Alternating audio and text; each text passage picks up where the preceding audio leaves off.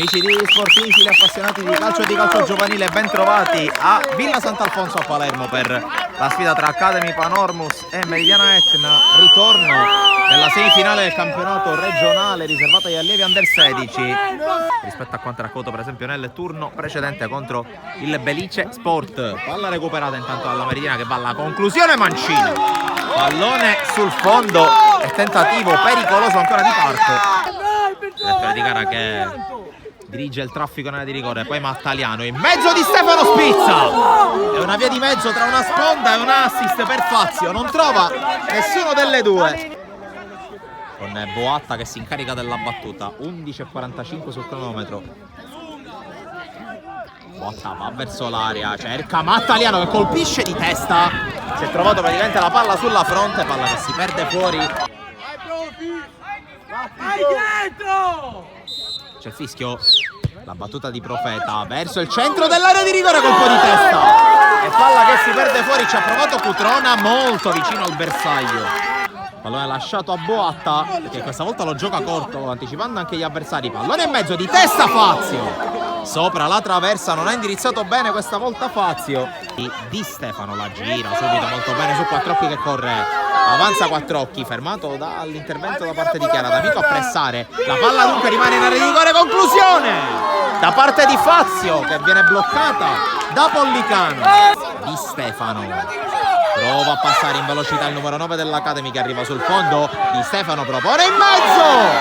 D'Amico non riesce a correggere, protesta anche con l'arbitro, si gioca però, poi c'è il fallo, ma si continua a giocare, conclusione sopra la traversa, vicinissima al gol l'Academy Panormus.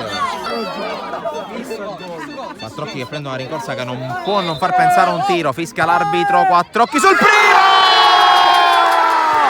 1-0 Academy, il gol di Quattrocchi che beffa Pollicano sul primo palo e allora si sblocca la partita qui a Villa Sant'Alfonso, in vantaggio i padroni di casa.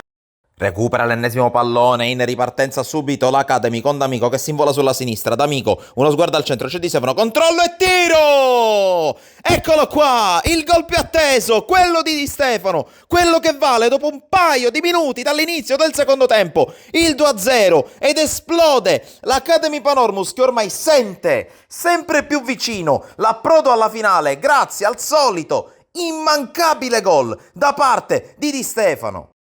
che adesso ha cambiato un pezzo del suo attacco. Qui subito Imperato con la palla recuperata, innesca Di Stefano che si invola, Di Stefano,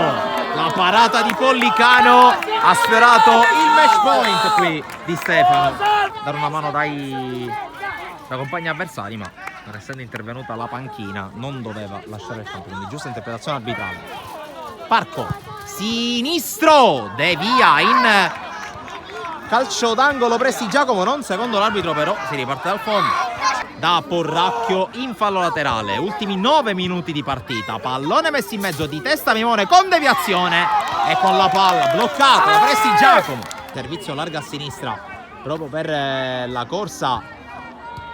tentata ancora la Chiara che va sul fondo, prova a mettere in mezzo il pallone, salvataggio sulla linea, poi Messina